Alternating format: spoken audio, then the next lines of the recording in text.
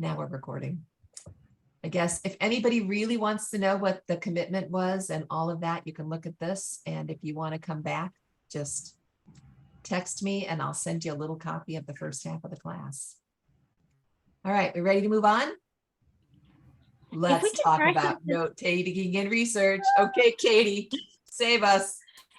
Okay, so if we can go ahead and try something, can we go over it? We'll go through the slides first, but then we'll do the hands-on and I'll show you where stuff is. Because that way we're not going back and forth. Sounds good. And I don't get lost.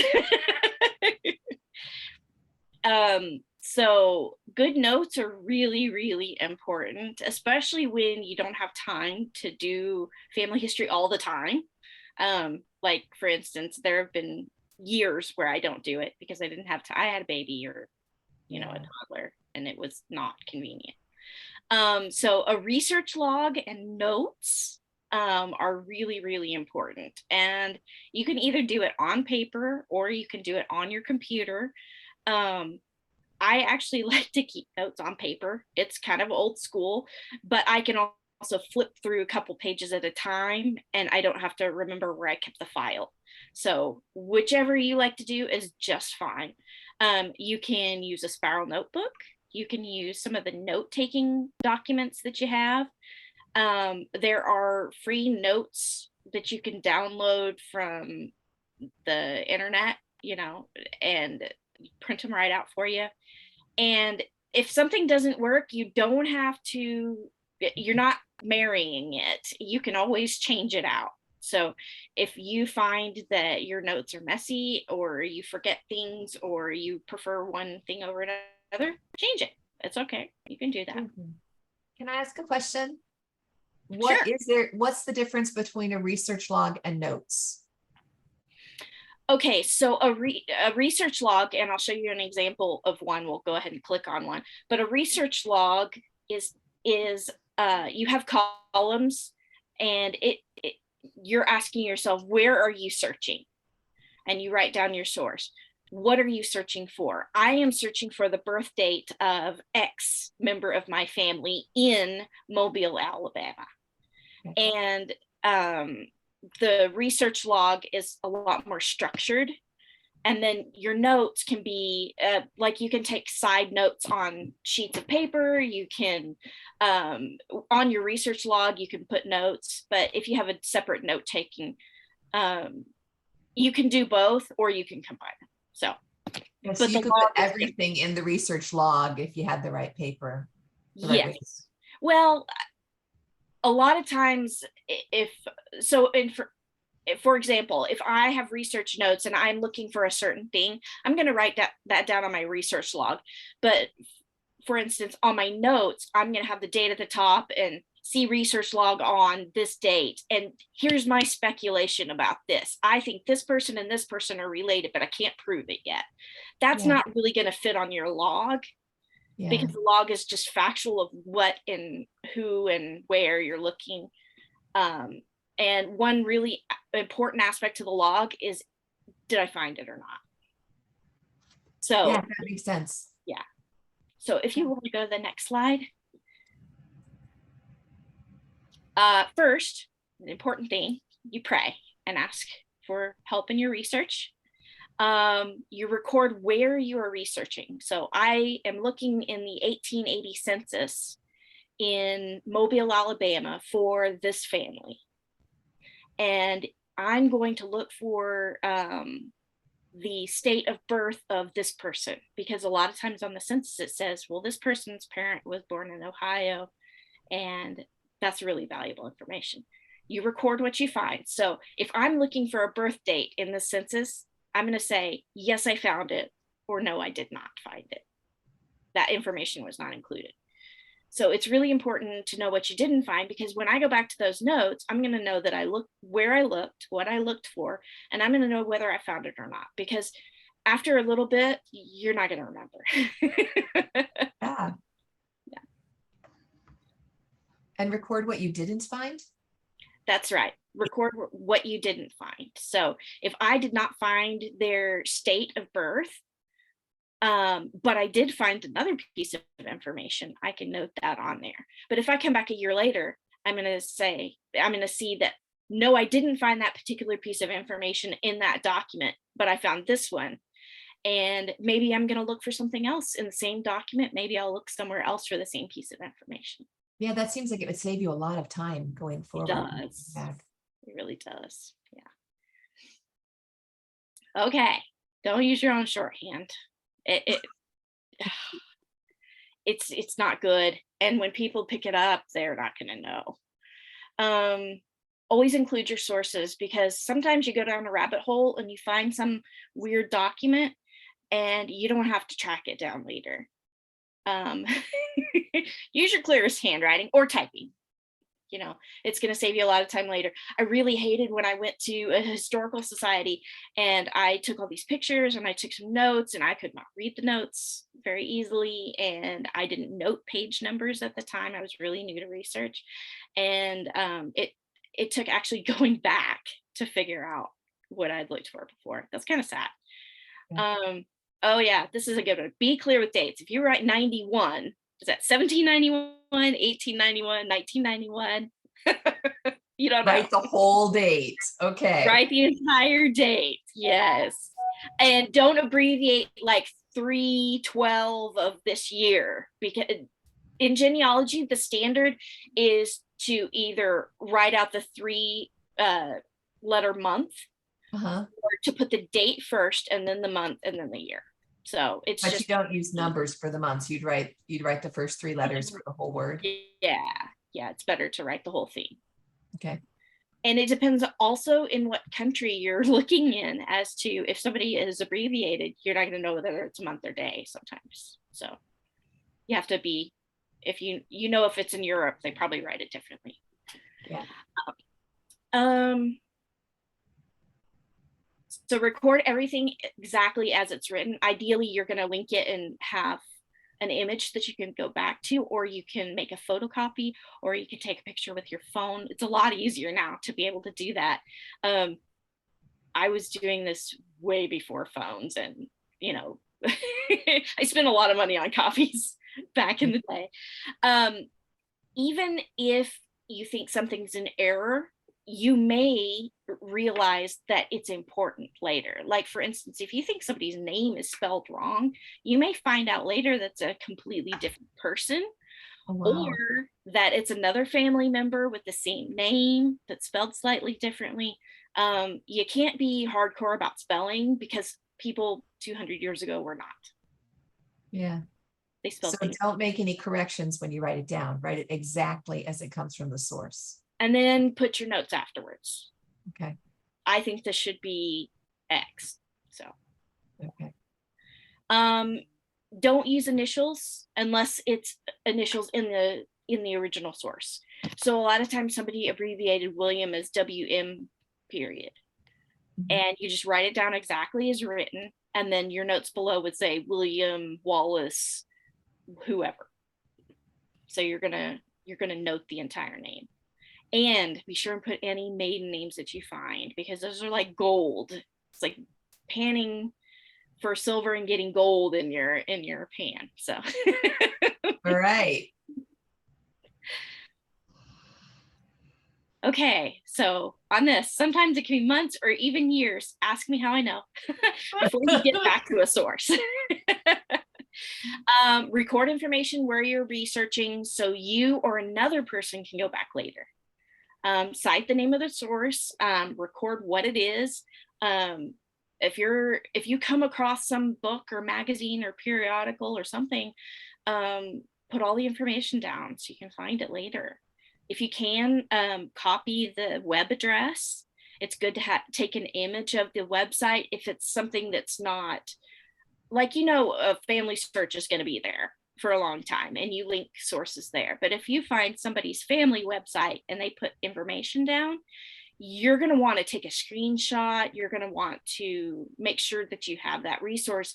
If you go back in 5 years and it's not there anymore, if the link is broken, then you still have the information. So note page number, sections, or other helpful information. On census records, you're going to want to note that it's in this particular city. You're going to want to know what section of the city. A lot of times cities have wards, like it's in Ward 3 or it's in uh, postal area, whatever. If you especially note rural areas, because things change very quickly in rural areas. In one census, it might be down Old Mill Road, but at the next census, it may be a completely different road, but the family lives in the same place. So Oh, wow. you're gonna want to put that All right. down. So these are my examples. If I search county records for the mention of Smith or Cooper families, I will know later that I didn't look for the Mason family. Now, the Mason family may be in the census records on the previous page, but I didn't look for them in Right. this particular research, then I didn't find them, and I'm going to want to go back later for that. So if I'm specifically looking for children, that means that I'm not searching for somebody else, and that information may be connected some way. It may be in a completely different resource. So all I'm saying is it's important to write what you're looking for so you know later what you weren't looking for, if that makes any sense. All Yeah. right. Okay, so think about how well you know your family. I can, tell you all sorts of facts because I've been researching for years, but my daughter does not know what I know. And if I only have my information in my computer and something happens to me, well, they're not going to be able to get it. So, it's really important to keep some things on Family Search. You can keep it on Ancestry. You want to share information when your kids are older and say, this is where the information is. Here's my link to Ancestry. I'm sharing this with you. If you are keeping paper copies, you're going to want to record where you found it. You don't want to just have a picture of somewhere and no label on it. Record information, whether you got a copy of it or an image, and just try and attach stuff. This is why I say it's really important to work on one family at a time, because you can end up on your second cousin 3 times removed and you're like, how did I get here? You got to kind of bring it back in and focus where you're researching. And if you find information that you're not looking for but that's important, you can save it for later. I really like the idea of recording the information with the intention that someone who doesn't know you is going to read it later. Yes. That image really helps me to realize how important the detail is, or that my kids will go back and look at it. So you're writing it for a third party. Yes. Yeah. Let me bring up something there too, because this is what I'm encountering is, I spent all day yesterday working. I have an entire big Sterilite tub that is nothing but letters that my mother wrote to people. And I mean, Beth, I think of everybody here, Beth and I still have one of your mom's letters that she sent me, just saying. Yep.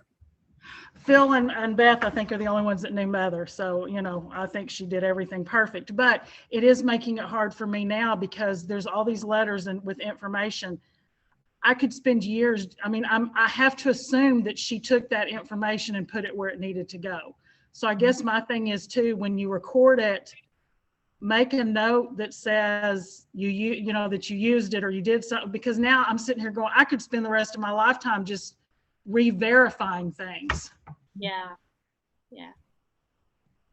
Okay. That's true. All right. So again, this is record what you didn't find. If you're specifically, you've got your research log, you're saying my goal is to find the marriage between James Mason and Mary Cleary, you're going to note that you did not find it and some of the name variations that you use.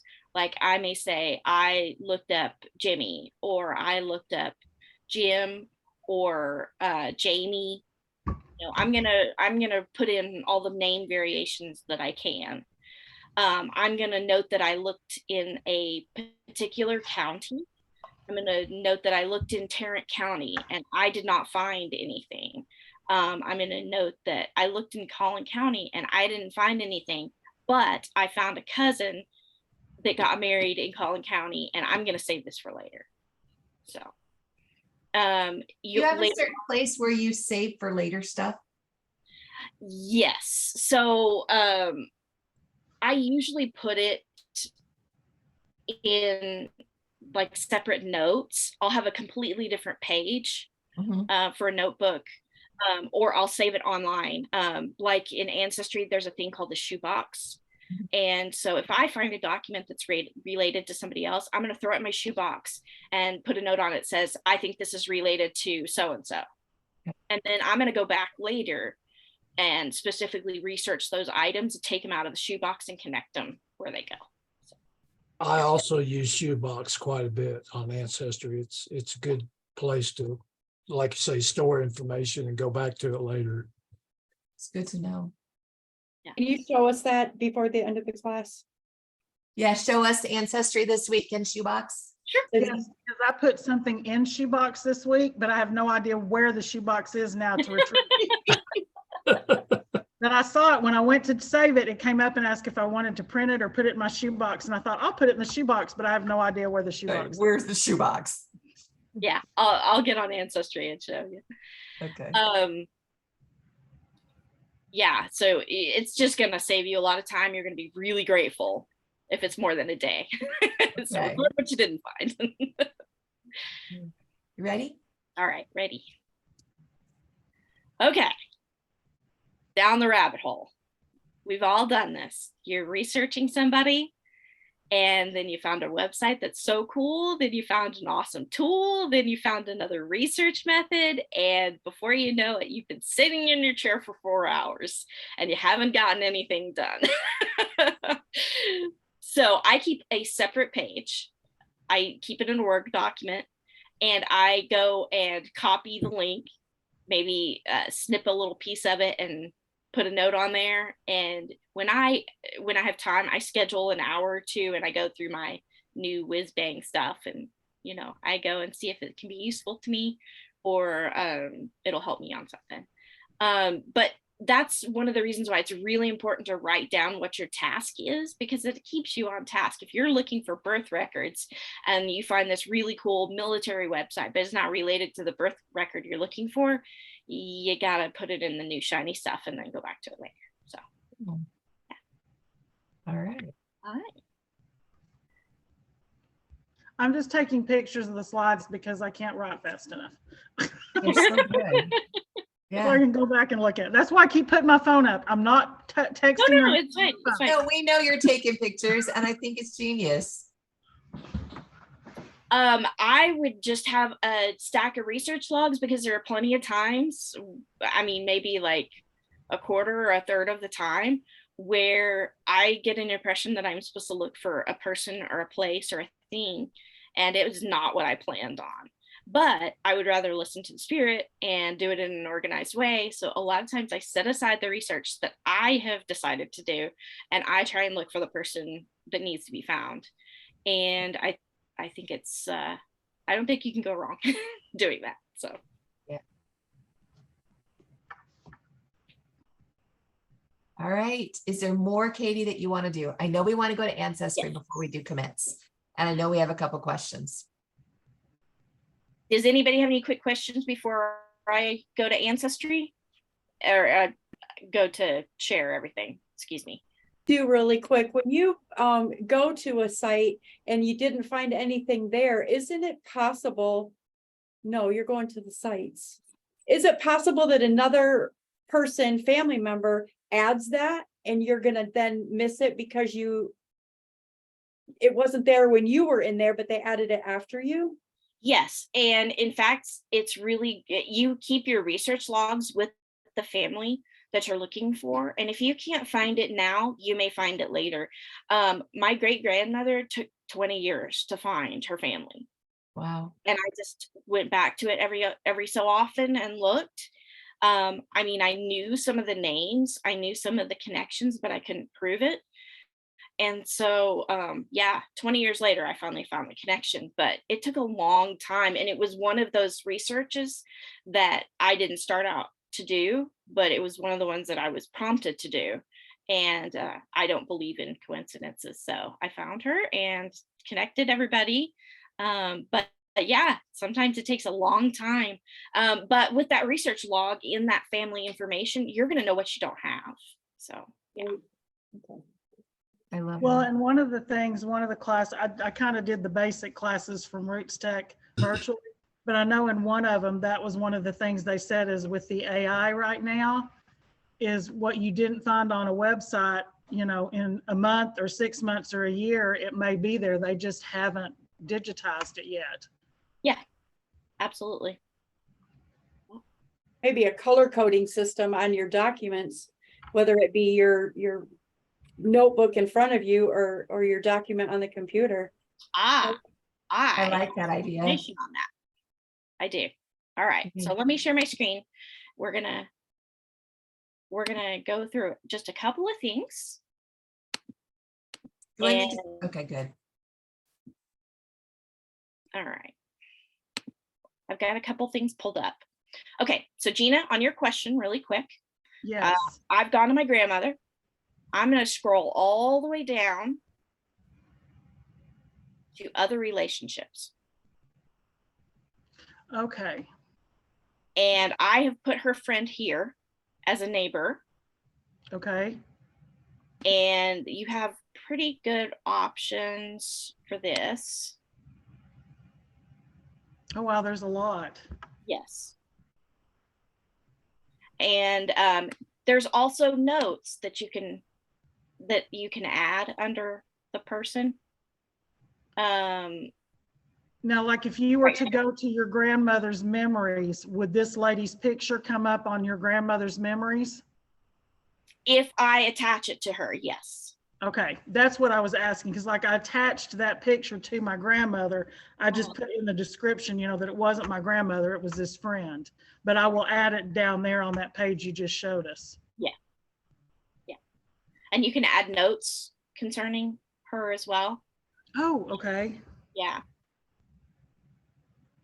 So on That's the memories, you can tag your friend, you can tag your grandmother, and you can make notes for the memory.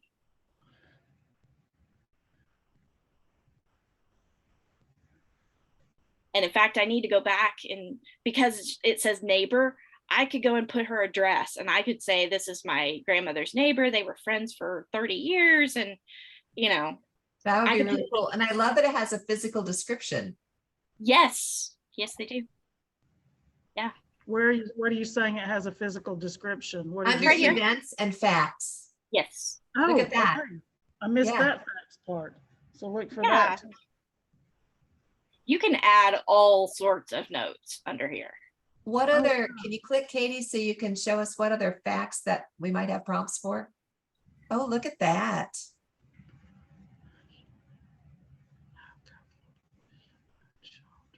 Yeah, And you can even add your own custom facts. nice. Oh, wow. Yeah. Sometimes it's really valuable to add no couple relationships or no children, so nobody gets confused. Mhm.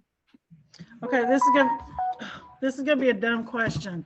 You showed us the facts. If you scroll up just a little bit, does it matter where you, because like you've got a facts there, but then what I was looking at, you were showing was up in the upper right-hand corner. Does it matter where you put stuff? So That's a facts good are question. more, you are going to want to put items that are more descriptive. The notes can be a lot more free form.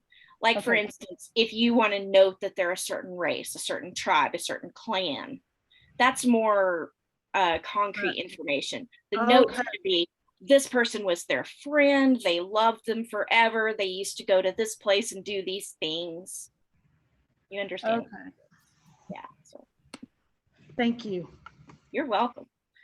Okay, so one thing I wanted to show you as well is under print options. This is going to help you organize. There are various things that you can print out. You can print out your fan chart. and put it in the folder for the family. And I'm going to go over how you keep family groups together and keep organized. This family group record with sources, super, super important. You do not have to fill out a family record by hand. Wow. In Family Search and in Ancestry, you can print your family group record. Under Family Search, it will include the LDS ordinances. It will include all of this information. This particular one runs to what, 14 pages? That's Wow. 14 pages of information that you do not have to write by hand. You can print this out and put it in his folder.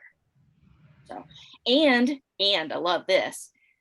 Every time you have a name, you have their Family Search identifier after it. So this cross references, if you put in this number, it'll pull up that person in your tree. It's beautiful. I love it. Yeah. You want to put everything. So you're going to print this out. Now, this is the fun part. It has page whatever of however many. If you include the sources and your notes, it will include every single source that you have under this person in Family Search. Is that not exciting? Wow. No. Oh, wow. You don't, so you can keep paper notes, yes, but if you link things, you can print them out in this format from Family Search, Ancestry, and most of the other programs as well, if you use something different. Yeah, and then you could put that in the notebook as a gift to a child. Yes, you can. Yeah. Well, this could also be saved as a PDF. Instead of printing, you save as a PDF, correct? And then put it in the file. Yeah. Yeah, you can. So we're going to talk about organizing you. So there are a lot of different systems. 20 years ago, things were organized very differently. It was really focused on paper copies, and paper copies are important. However, if you are both on Family Search or Ancestry, for instance, I would still keep some paper copies. You're still going to have photos, you're still going to have letters, you're going to have these things, and you may not have the time to digitize everything. If you put them in the correct folder, though, your children may digitize them. So the main thing that you want to do is the easiest system that everybody kind of uses for professional genealogists is one file folder. So this right here is the Family Search Wiki. So there's a page called Organizing Your Files. You want to bookmark the Family Search Wiki because it has all your information in it. It's awesome. Why is it called a wiki, Katie? It's kind of like Wikipedia, Okay. but for Family Search. So how do you Google that, if you will? Is it wiki-family search? Hang on, let me move this real quick. Look at the, Yeah, I was gonna say, how did you find that on Family Address. Search? I put a link in the chat if you want to click it. Yes, please. oh, thank you, Jake. Hang on. I'm technologically challenged here on Zoom. There we go. All right. So, come on. Okay. So it's familysearch.org and then /en for English and then /wiki. Organizing your files. Perfect, thank you. Let me see if I can stick this in the chat. I put the organizing your files one in there. Awesome, thank you, I appreciate that. Takes a while to load if you've got slow internet. Yeah, mine's a little slow today. I know that storms are moving in and sometimes that affects our internet actually. Okay, so in your one family, one file folder, your family folder is going to be titled by the name of the father. Because the father's name does not change, you're going to have his last name first and then his first name. And then I include the Family Search identifier as well. So if I make a label for a folder, I'm going to have his last name, his first name, his identifier, and probably the years of his life. Because I have a lot of family members that have the same name, and it's really easy to mix up the generations. So in that manila file folder, I'm going to have this family group record. You can put a pedigree chart. You can put maps of their location, which is sometimes important. Your research log, because you're going to want to put your research log in there after you're finished and after you document everything. Photocopies of source documents. Now this is if you're keeping, this is when you're keeping it on paper, but you can also keep these things in a folder on your computer. So I would do both because your children may not have access to your computer. And a folder about somebody is really easy to hand to someone. So this is kind of the one I went through, setting up an organized system, keeping it organized.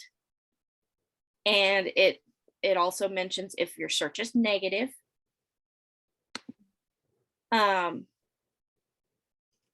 And if the search is positive, it gives you a lot of dense information in this. One thing that you are going to do is for every document in that folder, you're going to write the father's name. And then you're going to write the page number. So if you drop a file or two, it's not going to be the end of the world. You can put it back. Yeah. Y'all gonna hate me if I ask Katie to say what she just said in the last 30 seconds. Our internet went out. We totally lost internet. That's just fine. I'm just repeating what's on this family search wiki. Oh, okay, then don't repeat stuff. I can read. I just, all of a sudden, we're gone and Mark goes, the internet just died. Well, we're glad you came back so quickly. Okay, so I just need to read that page. Yes, it'll be very helpful. I have it bookmarked and I go back to it quite often. Okay, thank you. Each ancestor is going to be in two families, once as a child and once as a parent. So before their marriage, they're going to be in their father's family. After their marriage, they're going to either be in their own folder if they're a son, or they're going to be in their husband's folder if they're the daughter. And you can also, one place on that family group sheet has other spouses. So it's going to, like for instance, if a lady was married 3 times, it's going to reference those other spouses and the identification number in that extra section. That's very important because it's so hard to trace these things sometimes. And I mentioned before that sometimes the kids' names change. And if you have both family group sheets in front of you, you're going to know who's who. So, but you will want to keep some paper copies. The easiest thing is to just have one manila folder with the research log, the family group sheet, and photographs and some of the other important stuff in it. So, okay, one exciting thing on this one is it gives you other sites on organizing. So if you want to do something a little bit different, it will tell you about that. So there is another wiki page that you're going to find very helpful. And that is the family group record. So this is what you're compiling. And remember, you don't have to type it, you don't have to write it all by hand, but this is the information that you're going to look up to include on that family record. And you can do it right on Family Search and then print it out. So it's pretty exciting, isn't it? Thanks, Jake. So even though these family group records can be long, if you have significant information, you can either write in the source by hand at the bottom if you have room, or you can reprint. But you do want to keep everything up to date, just in case.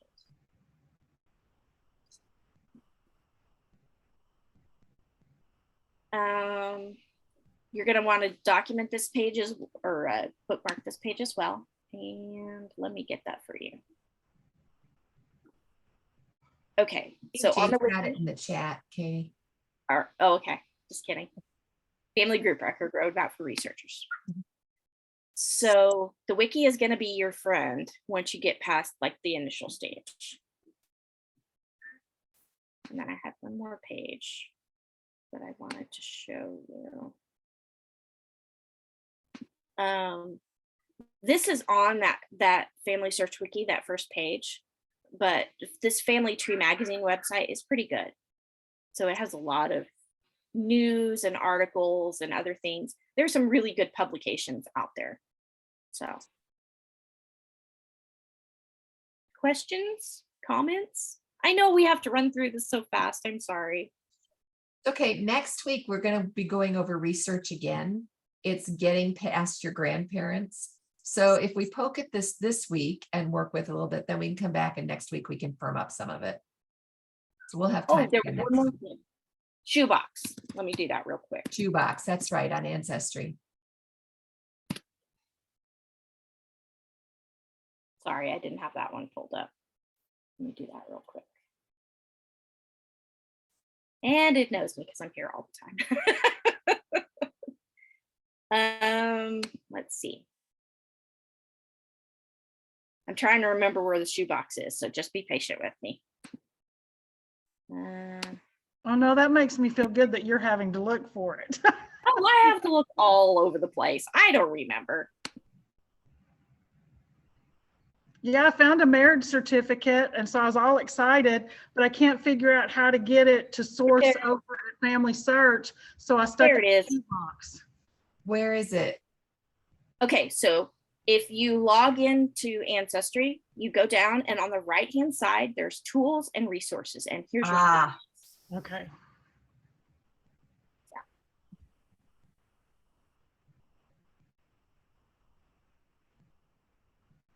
perfect. and you see my family all over here. It's fun. I like it. That's so great. Katie, is that hard to get a source from Ancestry to Family Search? No, not at all. Okay. So I'm gonna just go into one person. I just be patient with me. I just want to show you this because if you put in your login information and okay, so this tree right here, you go into a person and then you click on this tree and it says Family Search Authorization. And you can sign in with your password. Mine's supposed to be stored in there. Okay. So after it logs you in, you can do ordinance details, compare, view, add, disconnect person. So this is where Family Search and Ancestry talk to each other. And you can transfer right from this page, you can transfer the information that you have in Family Search to Ancestry and vice versa. Because Amy and I were talking about this on the phone this week. I couldn't find that when I had Ancestry up, that little tree wasn't on my page. The little family. It's because we weren't in a person. I think we weren't in the individual. Oh, you need to go to an individual. Yeah. Oh, okay. It's at the top of the page for the person. Okay. Okay. Thank you. Yep, I just wrote a note myself. Okay. We have to be in the person to You have connect. to be in the person. Yeah. Thank you. You're welcome. Anybody else have any questions? This has been amazing. If you think of something during the week, just shoot me a text or an email. I'm more than happy to answer stuff. I just can't talk with you on the phone because I'm at work. So. Yeah.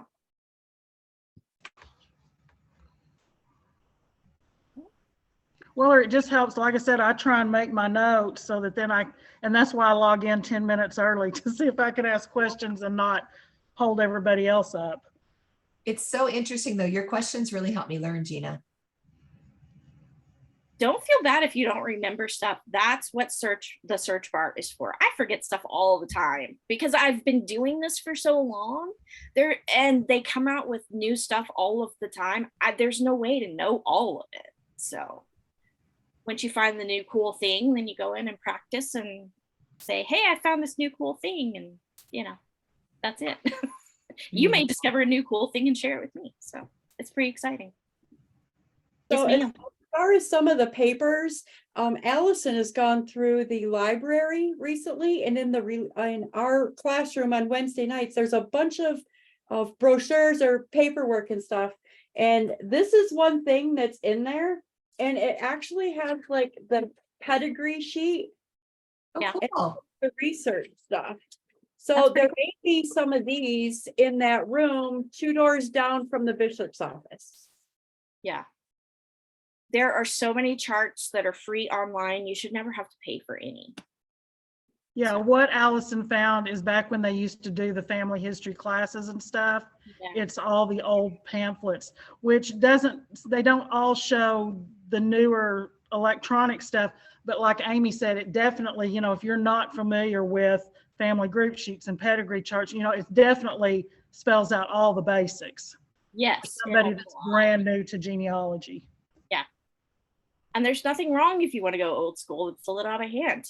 It's what people did for years. So Yeah, but you end up with a lot of Sterilite boxes for your kids to have to go through. That would be me. I'm sitting here, I have 1, 2, 3, 4 full-size big Sterilite tubs, and then one that's the width of a Sterilite tub, but it's only like half as tall. yeah. That's all my mom's genealogy that I'm just trying to piece where she left off. Yeah. Yeah. A lot. Just take it one family at a time. That's all you can do. I love it. You got this. Any more questions before we close up? Okay, Katie, can I have it back? Sure. We'll do the, Thank you, Katie. Welcome. Very much, that was a lot. yeah, we'll do the commits just to review for everybody. Okay, so this week, we're gonna share what you've learned today about communication and listening. Hope you wrote that down so that you remember.